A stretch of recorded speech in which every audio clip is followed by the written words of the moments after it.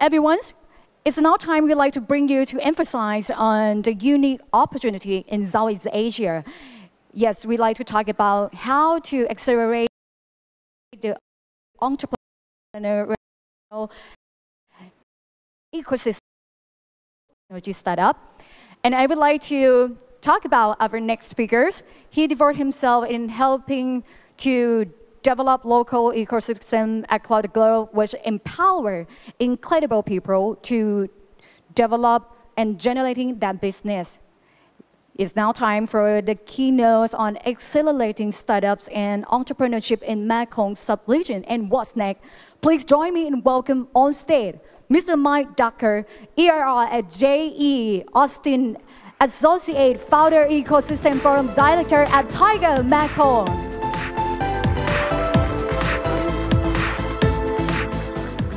Let me first answer a very important question I know everyone has in their heads from the last presentation. Yes, I'm an American and I have seen The Wizard of Oz, and so has my wife and daughter, so that's a very true statement. I changed my presentation a little bit, and I apologize. I actually want to talk about what we need to do next in supporting ecosystems, and I'll talk a little bit about the Mekong subregion, but I think I'll go beyond that. I think it's incredibly important what the next phase is. So as a good mentor I will try to challenge people of what we need to do next. Just a little bit about myself. I'm sort of like Forrest Gump. I'm sure I'm not the smartest person in this room, but I've been lucky enough to travel around the world, work on different programs, and I've learned a lot, especially because I've met lots of smart people. I used to run the global entrepreneurship program that the US government had in Egypt. I currently advise the Swiss government on a program that's in 6 different countries. I run this ecosystem forum to kind of share best lessons in Washington, D.C. And for the last 3 years, I've been running the Tigers Mekong program, which is a program sponsored by the U.S. State Department.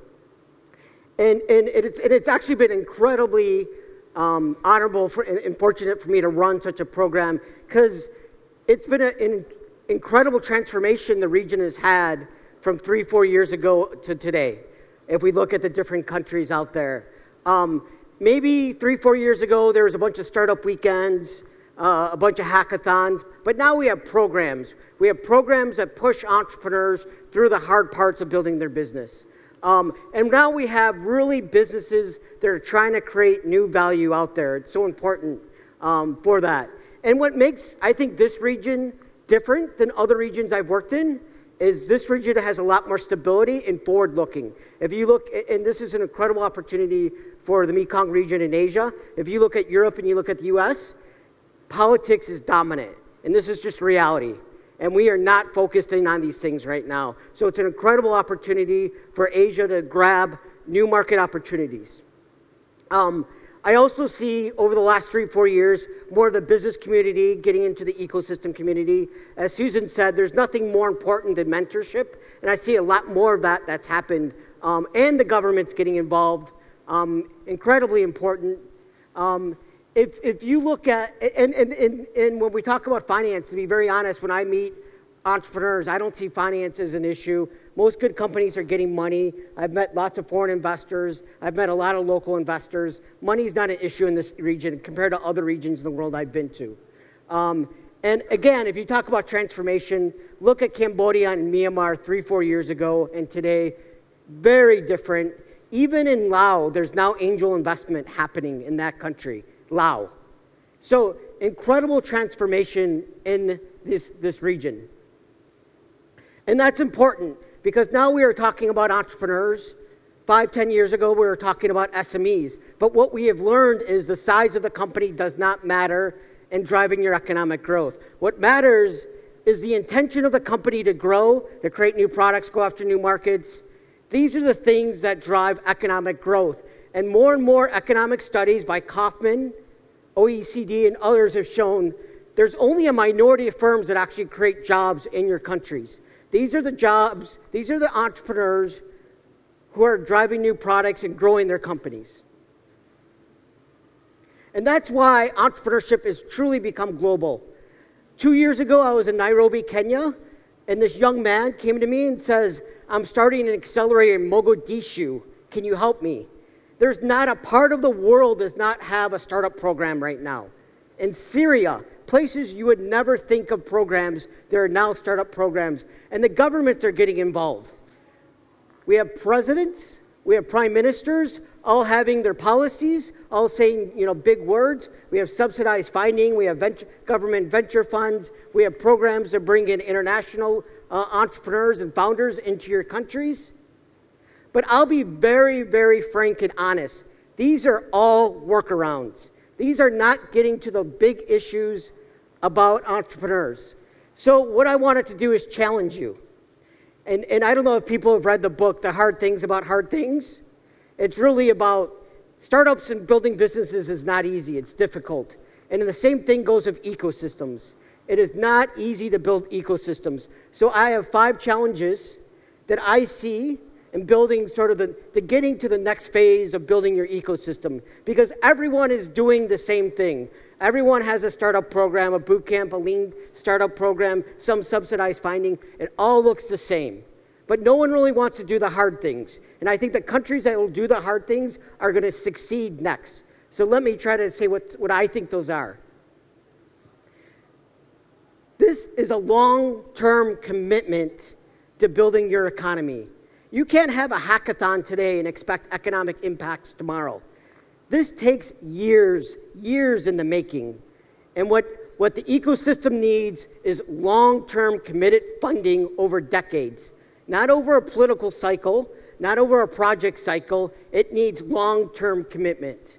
If you look, as I design programs and do it with governments and others, and you start designing the process, this doesn't happen overnight. The companies I worked with in Egypt 5-6 years ago, they now have like 50, 60 people. But they took a long time to build those companies.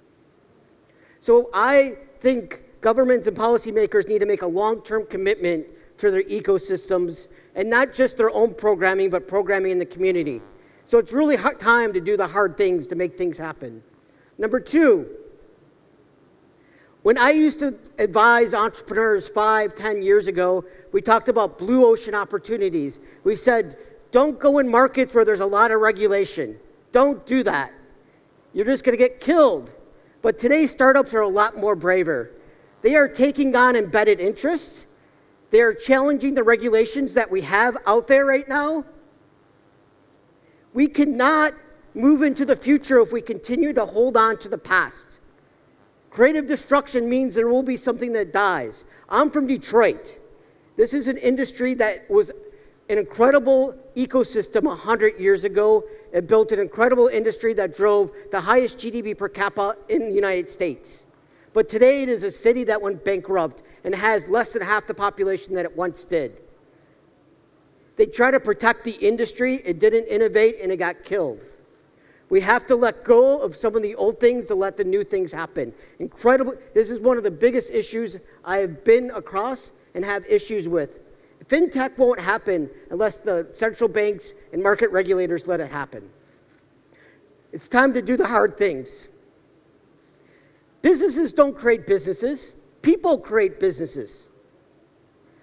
We need to focus on good policies that help people survive and achieve things. It was great that we had a panel on education.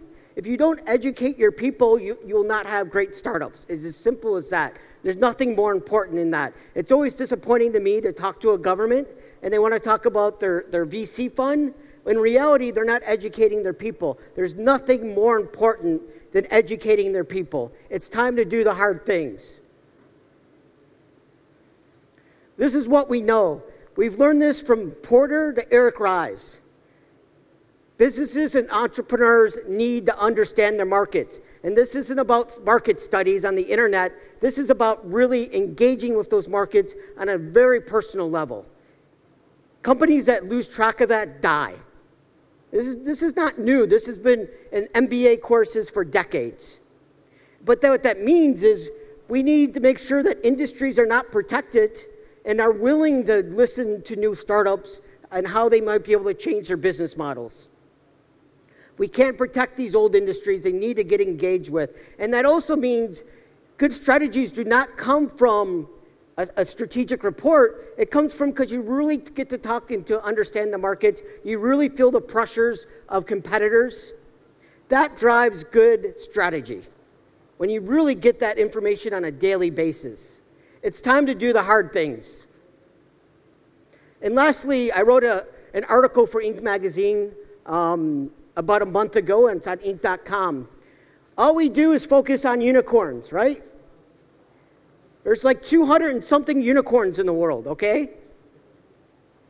The bigger picture about entrepreneurship is beyond unicorn. It's actually gazelles.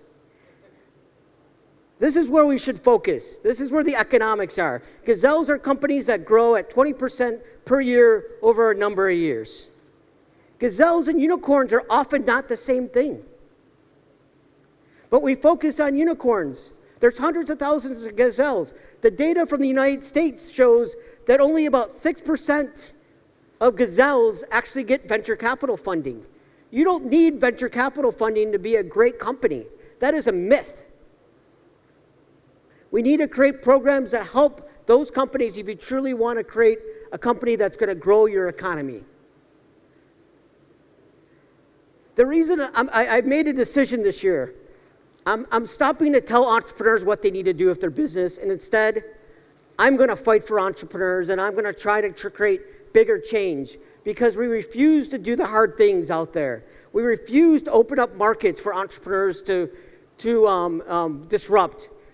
We refuse to let competition enter into the markets. We are not supporting longer-term programming. We are not making longer-term commitments. We need that.